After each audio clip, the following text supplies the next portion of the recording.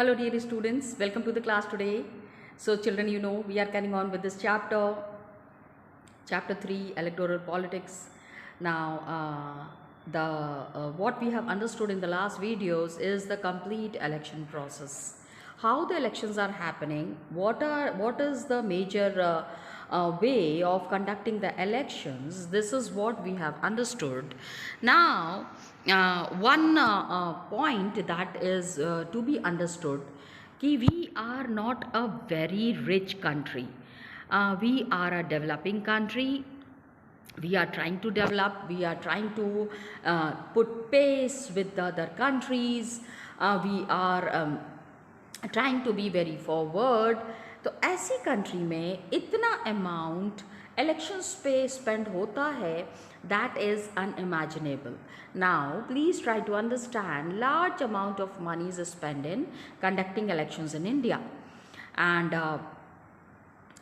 government have spent about 3,500 crores in conducting Lok Sabha elections 2014 में. 3,500 crores, my dear students, is a large number. It's a big number. So it is around rupees 40 per person on the voters list. Voters list पे we are managing, we are trying to understand कि per person the cost of for these elections 40 rupees. 40 rupees, it is a big amount, dear students. Amount that is spent by parties, amount that is spent by candidates, it is more than what the government spend. कहाँ से आता है इतना पैसा? Otherwise we are a poor country. But when the elections are happening on such a large scale, where is the money coming from? Expenditure that government is doing, it is around 30,000 crores or rupees 500 per voter. 30,000 crore. इतना पैसा अगर किसी developmental activity में लगाएं, if we are investing this money in some developmental activity, the countries mode, the countries progress would be in a very different manner. कभी कभी we say and we find that elections are a burden on our people. क्या बोझ है? Yes. Dear students, what we are trying to understand is, on such a large scale, when the money is spent, so is it feasible? Is it correct? And अब जैसे let us compare. हम जब compare करेंगे this expenditure with some other figures, और कुछ figures हैं उससे, when we are comparing, तो 2005 में गवर्नमेंट डिसाइडेड, हमारी गवर्नमेंट ने ये डिसाइड किया कि 6 न्यूक्लियर सबमरीन खरीदना है फ्रॉम फ्रांस. ठीक है, फ्रांस से सबमरीन या the under water ship that is used during the time of Wars. तो गवर्नमेंट हैड डिसाइडेड कि 6 न्यूक्लियर सबमरीन्स खरीदना है फ्रांस से, और हर एक सबमरीन का कॉस्ट कितना होगा? 3,000 crores. That means if you are buying 6 submarines, ठीक है, तो 18,000 crores होगा. दिल्ली में कॉमनवेल्थ गेम्स हुए 2010 में, and it's cost was around 20,000 crores. तो अब इन सब चीज़ देखो, हम कंट्री की सुरक्षा की व्यवस्था कर रहे हैं. We are hosting such big games, Commonwealth की बात कर रहे हैं, वहाँ पे भी इतना पैसा खर्च नहीं हो रहा है जितना इलेक्शंस में खर्च हो रहा है. This is what is to be pointed out. यही चीज़ हम यहाँ डिस्कस करने की कोशिश कर रहे हैं. We are trying to point out that look at the expenditure of the elections. 20,000 crores, big amount, dear students. Now just see, we have discussed about the constituency of Gulbarga. Remember children? Yes. Now when we are talking about the elections at Gulbarga, we will see the example of Gulbarga 2014 mein. Total, how many candidates were there? 8 candidates were there. They contested the elections in that constituency, and total voters were 17.21 lakh. 17.21 lakh voters. And isme just see the turnout of the voters. This is the biggest problem in India, my dear students. The voters do not come for voting. अरे voting rights इतनी मुश्किल से मिले हैं. So many people have struggled such hard way to get this voting right. Now when the votings are happening, people sit back at home and enjoy. This is not acceptable. 9.98 lakh voters, they casted their votes, and out of 17 lakh, बाकी के लोग क्या कर रहे थे? What were the other 9 lakh people doing? Candidates were there of Congress party. Mallikarjun Kharge, ठीक है, he secured 5.07 lakh votes, and this was 50.82% of the total votes. सबसे ज़्यादा votes किसको मिला? Just see, it was Mallikarjun Kharge. Kharge is still a very popular and a very prominent leader from Congress who is sitting in the parliament. He is a member of parliament from Karnataka. Yes, from Karnataka. This was 50.82% of the total votes. लेकिन he had secured more votes than anyone else. बाकी के लोगों को थोड़े कम votes मिले थे, इनको बहुत ज़्यादा वोट्स मिले, and he was declared as the member of Parliament from Gulbarga. This is the result my dear students, this is the result in 2014 elections. Got it? बाकी के लोगों को कितना वोट मिला? Just check. Let's see how much the other people have scored and what was the vote casted for the other candidates. DG Sagar is there. DG Sagar, his percentage of vote was 1.57. Mallikarjun जी का हमने already देख लिया, 50% votes तो मल्लिकार्जुन जी को ही मिल गए. Okay, then Dani Mahadev, other people are there. Votes मिले हैं, बहुत कम वोट्स मिले हैं. Another popular candidate who had who have scored a good amount of vote is Danny Mahadev. Danny Mahadev. Now,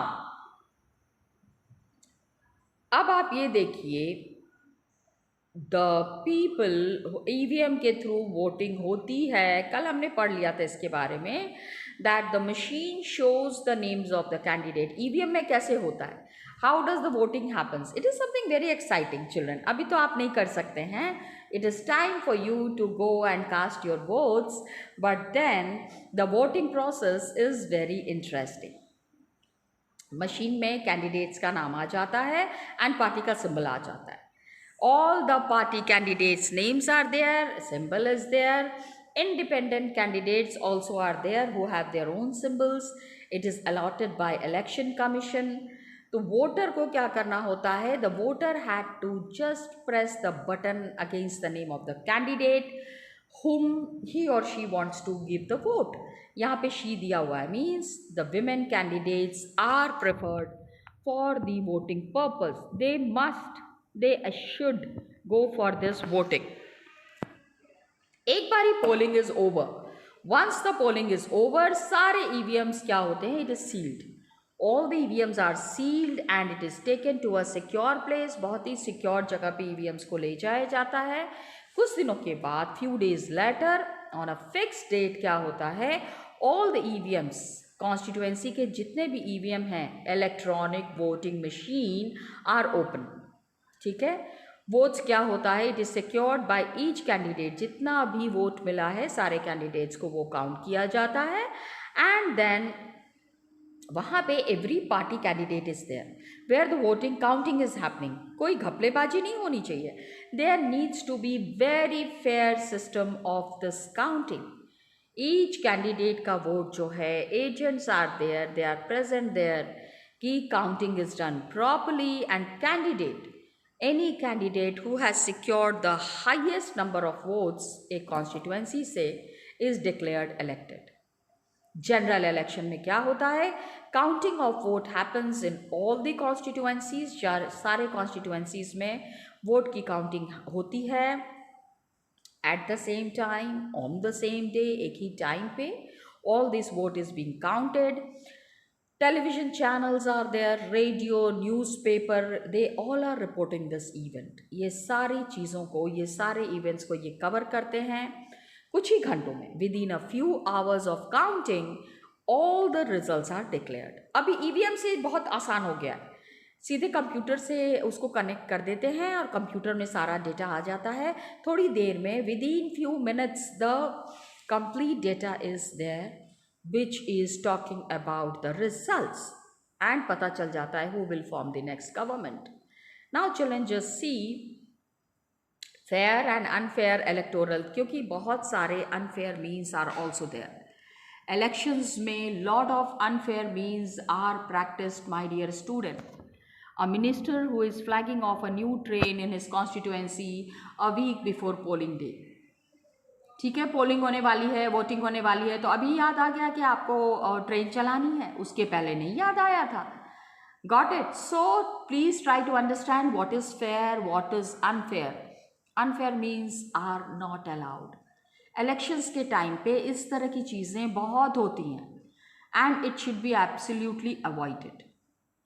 अब इलेक्शंस जो हैं इंडिया में डेमोक्रेटिक कैसे होते हैं? एक तो वी गेट टू रीड, काफ़ी हम पढ़ते हैं अबाउट अनफेयर प्रैक्टिसेस। इलेक्शंस में there are lot of unfair practices, goondaism, hooliganism, ज़बरदस्ती वाले वोट, धमकी भरे वोट। तो न्यूज़पेपर्स, टेलीविज़न रिपोर्ट्स अक्सर इस तरह के इल्ज़ाम लगाते हैं। They refer to such allegations, they look into such allegations. सारे रिपोर्ट्स जो हैं इट इज़ ऑल अबाउट क्या क्या चीज़ें गलत होती, what are the wrong things happening during the elections. समझने की ज़रूरत है ना, खाली बोलने वाली बात नहीं है। वी जस्ट कैन नॉट से कि गलत हो रहा है, गलत हो रहा है। अरे क्या गलत हो रहा है? Okay, if something wrong is happening, we must understand what is the wrong thing that's happening. So false names are there, genuine names are not there in the voters list.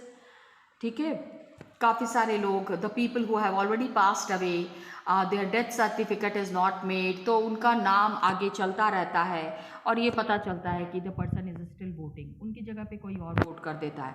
That is called as bogus voting. Okay. Then there is misuse of government facilities and officials. Ruling party जो होती है, देखो government का कोई भी सामान आप elections में इस्तेमाल नहीं कर सकते हैं, that is a clear cut indication, but then some parties do that. Okay, government facilities that is misused and officials by ruling party, and there is excessive use of money. Rich candidates जो बहुत अमीर होते हैं ना, there is excessive use of money by rich candidates, big parties, and कहाँ से आता है ये पैसा, इसका कोई हिसाब नहीं रहता है। There is no documentation of all these money that is being spent. Though I have said in the previous video also, Election Commission is very particular. Every party has to give the details of the expenses. इतना पैसा कहाँ खर्च हो रहा है। तो intimidation of voters, okay, and rigging on the polling day, डराना धमकाना, रिगिंग का meaning is given at the back, using wrong practices during on the polling day. जिस दिन इलेक्शंस हो रहे हैं उस दिन बहुत ही गलत तरीके से ये यूज़ करते हैं। अब बहुत सारे reports, all these reports that are there, news में भी आता है, मीडिया पे भी इट इज़ देयर कि polling has not happened on a correct manner, in a correct way. बहुत सारे रिपोर्ट्स जो है वो सही हैं। हम when we read all these ना, वी फील वेरी अनहैप्पी, बुरा लगता है। बुरा किस लिए लगता है? Such when we see such reports, fortunately क्या है, they are not on such a scale so as to defeat the purpose of elections. इतना देखो गलत हो रहा है, लेकिन इतना नहीं हो रहा है कि हम इलेक्शंस बंद कर दें। इलेक्शंस तो चलेंगे, इलेक्शंस होंगे, and election commission has to be very very particular in controlling all these manners, controlling all these wrong activities. So एक बेसिक क्वेश्चन पूछना है हमको, can a party win an election? क्या पार्टी इलेक्शन विन कर सकती है? Can they come to power just because it has popular support? लेकिन electoral malpractices को कैसे कंट्रोल करेंगे, ये बहुत बड़ा क्वेश्चन है। This is a vital question. तो ये हम various aspects of this question we are going to assess. कि देखो these are some very valid questions. क्या कोई पार्टी विन करेगी an election and come to power खाली सपोर्ट की वजह से? इलेक्शंस में बहुत ही समझदारी से पार्टिसिपेट किया है, कोई भी गलत चीज़ का इस्तेमाल नहीं किया है। Can we say that? क्या हम इस चीज़ को बहुत ही स्ट्रांगली कह सकते हैं? नहीं। पार्टीज आर देयर, कहीं ना कहीं किसी ना किसी पार्टी ने some wrong practices have been done by the party, and यही चीज़ हमको देखना है कि one thing that is there is कि independent election commission is independent. And एक सिंपल वे है कैसे checking, one simple way of checking elections is fair or not is look at the conduct, who conduct the elections कौन करवा रहे हैं? Election commission करवा रहे हैं। Are they independent of the government? क्या ये गवर्नमेंट से बिल्कुल फ्री हैं, या फिर गवर्नमेंट या फिर रूलिंग पार्टी क्या ये इन्फ्लुएंस कर सकते हैं इनको? क्या ये प्रेशराइज कर सकते हैं इनको? Do they have enough powers? इनके पास पूरा पावर है to be able to conduct free and fair elections? Are they conducting elections in a proper manner? Election Commission. Yes, dear students, Election Commission has got immense power. काफ़ी power है इनके पास। They are using this power during the time of elections के time पे ये अपना immense power का इस्तेमाल करते हैं। And our country is really blessed to have such an election commission. ऐसी इलेक्शन कमीशन हमारे पास है। We are really blessed, we are really fortunate. हमारी कंट्री में elections are conducted by an independent and very powerful election commission. Independent election commission है, बहुत ही powerful election commission है। It is the same independence that the judiciary enjoys. देखो independence का मतलब क्या है? Independence is that nobody can influence the decisions of election commission. Whatever decisions are they are taking, everybody accepts it. Independent. Nobody can force them to accept the terms and conditions. And chief election commissioner who is there, CEC, GK देख लीजिए, that's why I'm underlining the CEC is appointed by the President of India. President of India is appointing the Chief Election Commissioner. आप इसी से सोच लीजिए, President is appointing a person who is so very powerful. जो इतने powerful हैं उनको President appoint कर रहे हैं, और एक बार ये अपॉइंट हो जाते हैं, once appointed Chief Election Commissioner किसी को भी जवाब देने के मोहताज नहीं है। They are not answerable to the president or the government. किसी को भी इनको जवाब देना नहीं है। Even if the ruling party is there, या फिर government does not like commission क्या कर रहे हैं, गवर्नमेंट को नहीं अच्छा लगता है, it is virtually impossible to remove the CEC। Chief election commissioner का पावर इमेंस है, ठीक है। It is extremely and highly powerful person in the country. World में बहुत कम इलेक्शन कमीशंस हैं जिसको इतना पावर मिला हुआ है। So much of power is given to very less election commissions of the world. Election commission they take decisions every aspect of conduct, हर एक चीज़ के ऊपर they are taking decision, and control of elections are in their hand. Announcement से लेके declaration of result तक सारा काम इलेक्शन कमीशन बहुत ही ज़्यादा properly they are doing without anybody's influence. They are also implementing the code of conduct, ठीक है। Every decision is take, date से लेके काउंटिंग से लेके इलेक्शन कमिश्नर का पावर इतना होता है। When the elections are held, prime minister का पावर भी उनके सामने कुछ नहीं है। प्राइम मिनिस्टर तो होते ही नहीं ना, इलेक्शंस हो गए तो प्राइम मिनिस्टर, इलेक्शन का डेट अनाउंस हो गया तो prime minister is finished means prime minister का पावर नहीं है ना। Prime minister is also a candidate who would be contesting elections and then participating in the elections. Election commission takes decision हर एक aspect of conduct पे, control of elections पे, from the announcement of elections to the declaration of result. Code of conduct they are की कुछ rules ये बना देते हैं, if any party is found breaking these rules election period में, तो इलेक्शन कमीशन जो है वो misuse of governmental power, government की गाड़ी, गवर्नमेंट का सामान, गवर्नमेंट का पैसा इलेक्शन में इस्तेमाल नहीं हो सकता, and they enhance its chances to win elections. तो ऐसा आप करें कि जिससे कि आप इलेक्शंस में अपने आप को बहुत बड़ा चढ़ा के दिखा सकते हैं कि ये देखो हमने क्या क्या किया है, और they want to transfer some government officials. Okay, election duty में क्या होता है, गवर्नमेंट ऑफिसर्स किसी की बात नहीं मानते हैं, सिर्फ सीईसी की बात मानते हैं। They are obeying all the instructions that are coming from the election commissioner and election commission, और किसी की बात नहीं मानते हैं, and not the government. Okay, now government officers, ये याद रखिएगा that government officers they do not listen to anybody when the elections are being held. खाली इलेक्शन कमीशन से जो ऑर्डर आएगा उसी को मानते हैं। एंड लास्ट 25 ईयर्स में क्या हुआ है, election commission is exercising all it's power and expanding them also. अपने सारे पावर को यूज़ कर रहे हैं, पावर को एक्सपैंड कर रहे हैं, and election commission has got the right to reprimand, punish भी करते हैं ये, reprimand the government and administration. अगर कोई उस समय इनकी बात नहीं मान रहा है, they can take strict actions.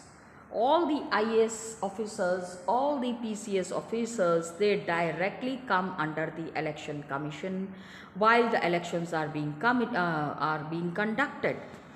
Okay, so election officials, they come to the opinion, ये इस opinion पे आते हैं that polling was not fair। अगर उनको लगता है कुछ बूथ हैं, कुछ जगह हैं जहाँ पे कि the elections had not happened properly, they reconduct the elections, वो फिर से इलेक्शंस कंडक्ट करवाते हैं। दे ऑर्डर अ रीपोल कि यहाँ पे फेयर इलेक्शंस नहीं हुए हैं, so there would be repolling, and ruling parties को अच्छा नहीं लगता है। अगर इलेक्शन कमीशन बहुत ही स्ट्रिक्ट एक्शंस लेते हैं तो ruling party does not like it, लेकिन दे हैव टू ओबे, कोई और उपाय नहीं है। In our country election commission को इतना पावरफुल बना दिया गया है, आपको अच्छा लगे नहीं लगे, election commission works in its own manner, they have to obey. So election commission को अगर इंडिपेंडेंट और पावरफुल नहीं बनाया जाता तो ये नहीं होता। अब यहाँ पे one activities given, read this headlines, ये हेडलाइंस आप देखिए केयरफुली, आइडेंटिफाई करिए which powers are used by election commission. हर एक जगह पे, हर एक इंस्टेंस में फ्री एंड फेयर इलेक्शंस के लिए क्या क्या इसमें पॉइंट्स हैं which is clearly defining and clearly mentioning a free and fair election. हाँ, तो ये जो पॉइंट्स अब जैसे है election commission issues notification constituting 14th, तो इलेक्शन कमीशन फेयर है। Election commission titans norms for poll expenses, fair. Election commission is going to Gujarat to review the poll arrangements, किस तरह से इलेक्शंस हो रहे हैं। High court and supreme court can ask the election commission के ऊपर, मान लो किसी ने केस कर दिया, सम पार्टी सेज कि इलेक्शन कमीशन जो है हमारे को नहीं फेवर कर रहे हैं, election commission is favouring some other party, तो इसके ऊपर, केस के ऊपर रिव्यू हो सकता है। हाँ, पोल रिफॉर्म्स के ऊपर, and photo ID card not mandatory in Bihar polls. बिना फोटो आईडी कार्ड के अगर पोलिंग हो रही है तो क्या हम उसको फेयर इलेक्शंस कहेंगे? No my dear students. Okay, तो repoll is happening in 398 booths. आप देख लो कितना सारा लोगों का, I mean how people are defining the free and fair elections. Elections हो रहे हैं लेकिन उसमें कितने लोग पार्टिसिपेट कर रहे हैं, बड़ी चीज़ है इलेक्शंस, पार्टिसिपेशन किसका है।